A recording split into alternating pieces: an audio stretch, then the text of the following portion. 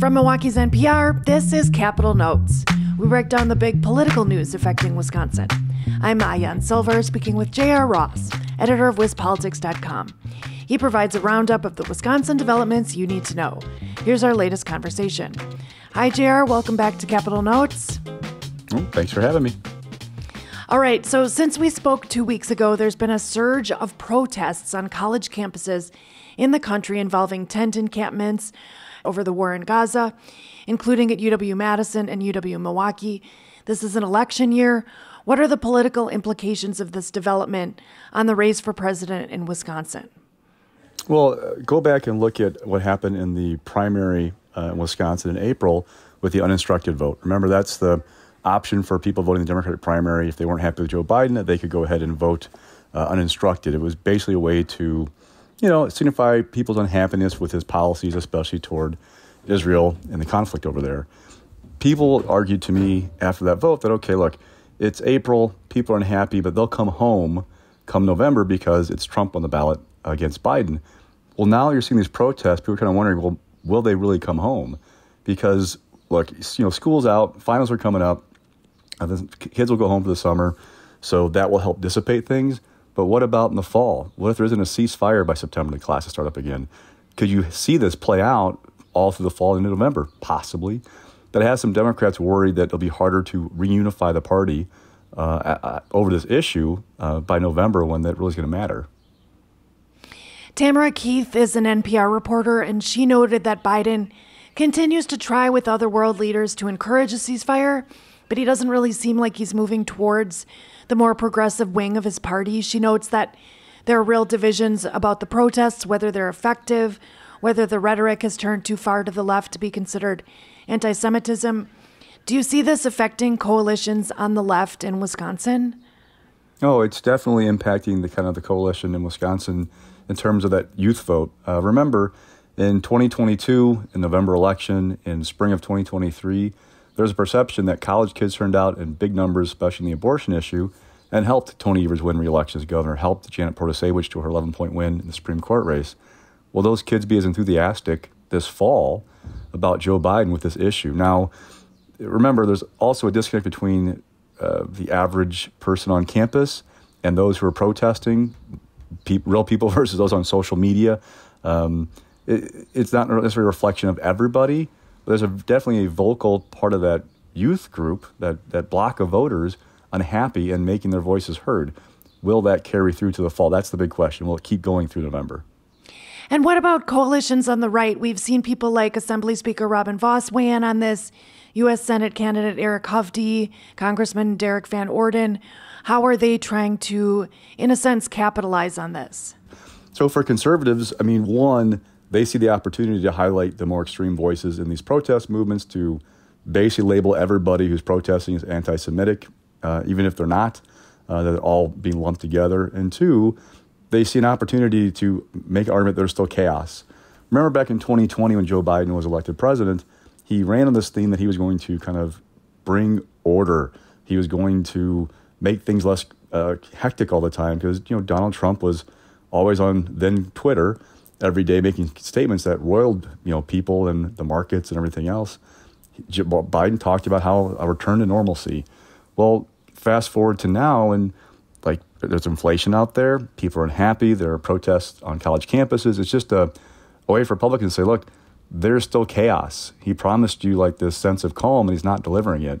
So it's a way to kind of make an argument that Biden's not living up to his promises, and that there's maybe when people are unhappy about the direction of the country and the economy, it plays into that, and they can play off those feelings and amplify them with these college protests, saying, hey, look what's going on. Are you happy about this too?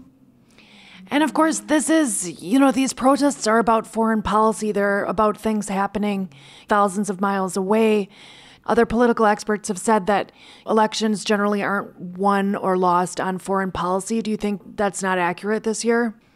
It just depends. But with these protests, there are people unhappy. And again, if it's enough to keep them home, that's a problem for Joe Biden. Remember, he only won Wisconsin by 20,600 votes or something like that in 2020. He can't afford to lose any piece of his coalition to win unless Trump loses people from his coalition in 2020. Don't forget, We keep seeing these primary votes in the Republican side where, Nikki Haley's getting 15, 20% of the vote. There's some happiness on the Republican side as well. And what I'm wondering is, we had like 3.3 million people vote in Wisconsin in 2020, that presidential race. It was, I think, less than 3 million in 2016. Where are we going to be at for a presidential race? People talk about in polls the double haters. They're people who don't like either Biden or Trump. If their people are that unhappy with their choices, will they just stay home? If they just stay home, who's going to be the most enthusiastic to turn out? That's a huge question. We see in some polling that Trump voters are more enthusiastic about the election. But we also see time and again in these special elections where Democrats outperform their expectations, driven by issues like abortion. So it'll be interesting to see if it is a low turnout election compared to what Wisconsin's used to, who's the most motivated and how that impacts the overall vote total. You're tuned in to Lake Effect. I'm WWM's Maayan Silver, speaking with J.R. Ross, editor of WisPolitics.com. Okay, so switching gears here for a moment to fundraising. A member of the state GOP's executive committee has called for an overhaul of the party's fundraising approach after a disappointing start to 2024. Can you fill us in on that? Sure. Looking through the finance reports through the end of March, the Democratic Party of Wisconsin outraised the Republican Party by like 15-1. Now, there's been a disparity in the fundraising for a while now. Ben Wickler, the Democratic State Party chair, is a phenomenal fundraiser. They have got a great machine working over there between his national ties. And, it's easier to raise money as a party when you have the governor's office. So Wickler and Governor Evers are a great team in terms of fundraising. And for Republicans, they were so frustrated with the disparity that they went to a paid chair model a year and a half ago. Brian Schimming has been that first paid chair in years. And so far, it's not reaping any reward for going that route. And the argument from Will Martin, one of the executive committee members, is that they need to kind of ramp things up, that there's too much competition for in-state dollars between the new legislative maps and how the Assembly Republicans and Senate Republicans will be working for, competing for those dollars for their legislative races, that Eric Hovde, running for U.S. Senate, is going to be looking for money from state donors, that the national Republican National Convention coming to Milwaukee, that the people putting that on are asking Wisconsin donors for money. He's saying we should be diversifying our portfolio, essentially, and going outstate to find people.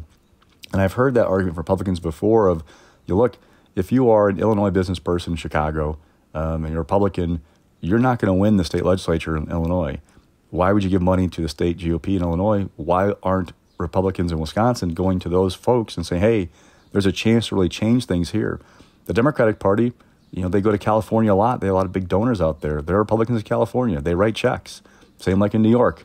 Both very blue states top the ticket, but there are opportunities there to raise money. And the questions being asked by Republicans I talk to is, why isn't the state GOP doing a better job of getting those out-of-state donors to invest in Wisconsin? And they're needed with all the competition for in-state money, with what's going on, to really help the party turn things around. But you did mention that the state Democratic Party has outraised its Republican counterpart 15-1 through the first quarter of 2024. What does that, why is that important for somebody who's not a political watcher to know about that? Because that money is used to pay for infrastructure. So both parties have a state campaign fund and a federal campaign fund. There are rules about how you use state money versus federal money. So the Democratic Party of Wisconsin can't go use state money to cut an ad supporting Tammy Baldwin, right? That's a federal candidate. They can't do that.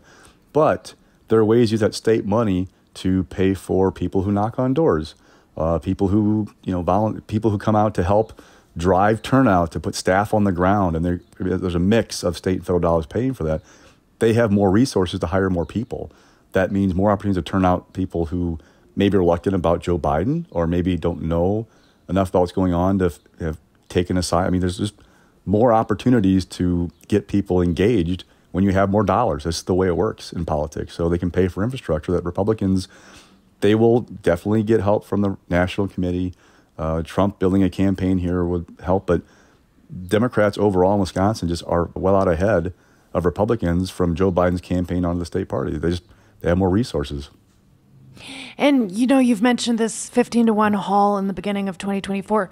What does it mean on the bottom line? What's in the bank accounts? Do you know that number?